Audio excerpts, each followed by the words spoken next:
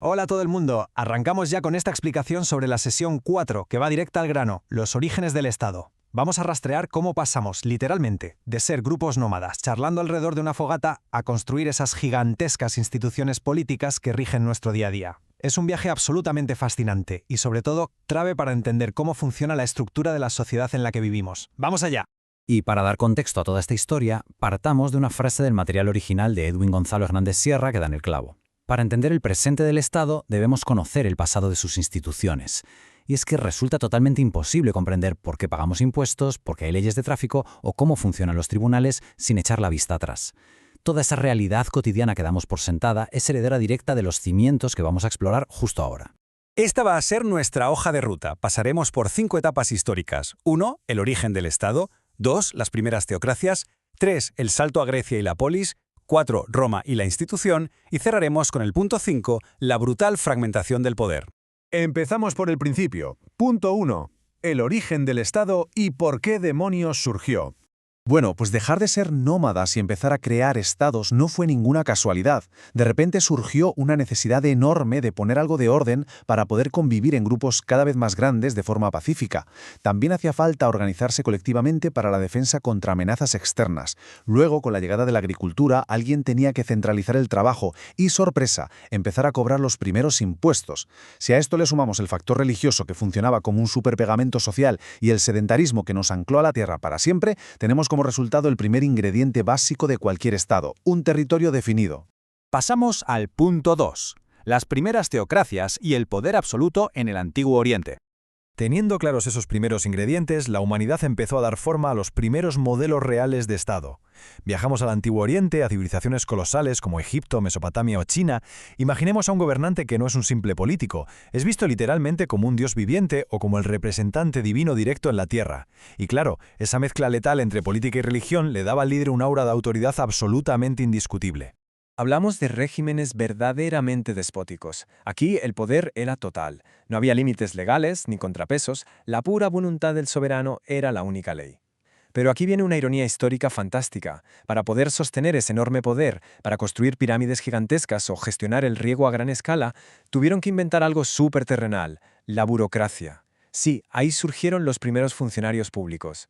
Así que, irónicamente, el gran aporte histórico de estos monarcas divinos fue inventar la organización administrativa centralizada. Avanzamos al punto 3. Grecia y la polis, el verdadero nacimiento de la política. Damos ahora un giro brutal y nos vamos al Mediterráneo. En Grecia el Estado ya no es un imperio inabarcable controlado por un dios lejano. El Estado pasa a ser la propia ciudad autónoma, la famosa polis, como Atenas o Esparta. Hablamos de unidades políticas pequeñitas, muy independientes y con una identidad cultural fuertísima.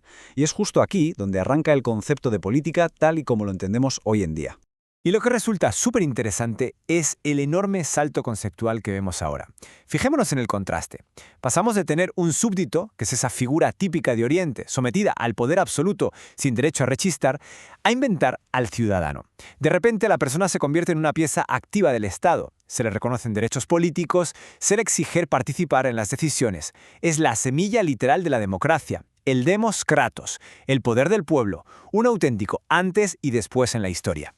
Eso sí, a pesar de ser un avance tremendo, este modelo griego tenía una gran limitación, que a nuestra mentalidad actual le choca de frente. En la polis, el Estado y la sociedad eran exactamente la misma entidad. Esa idea tan nuestra de tener una esfera de libertad privada totalmente ajena y protegida del gobierno, pues simplemente no existía. Cada aspecto de la vida de ese ciudadano estaba completamente subordinado a los intereses de la ciudad. Entramos ya en la cuarta etapa, Roma y la institución, el origen del derecho y las instituciones. Si decíamos que Grecia fue la mente pensante de la política, Roma fue sin duda la gran constructora de las instituciones. Los romanos no se quedaron en la idea de la ciudad-estado, ni mucho menos. Evolucionaron desde una monarquía temprana hasta una república complejísima para acabar montando un vasto imperio que dominó continentes enteros. Dejaron un legado organizativo que no tenía precedentes en la historia de la humanidad. Y la clave de todo este éxito está en un concepto fundamental, la res publica. La cosa pública. Esto supuso un cambio de paradigma gigante.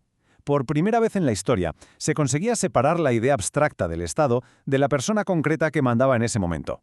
Es decir, el Estado dejaba de ser la propiedad o el botín personal de un rey o emperador para convertirse en una entidad independiente que pertenecía al pueblo romano en su conjunto. Gracias a esa separación, Roma pudo asentar 3 pilares fundamentales que son inmortales.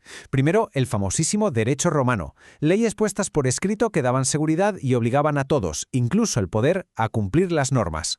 Segundo, la institucionalización pura y dura. Crearon órganos estatales permanentes e independientes, como el Senado para deliberar o los pretores para juzgar. Y tercero, algo brillantísimo, la ciudadanía universal. Roma entendió que para que un imperio tan inmenso no saltara por los aires, tenía que ir integrando y otorgando derechos de ciudadano a las distintas etnias de los territorios conquistados.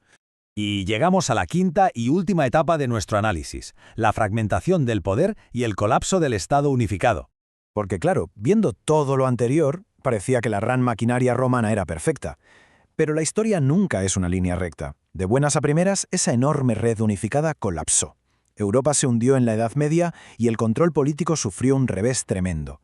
En lugar de haber un Estado fuerte y centralizado, la autoridad se rompió en 1000 pedazos, dispersándose entre un montón de señores feudales, cada uno aislado y atrincherado en su oscuro castillo.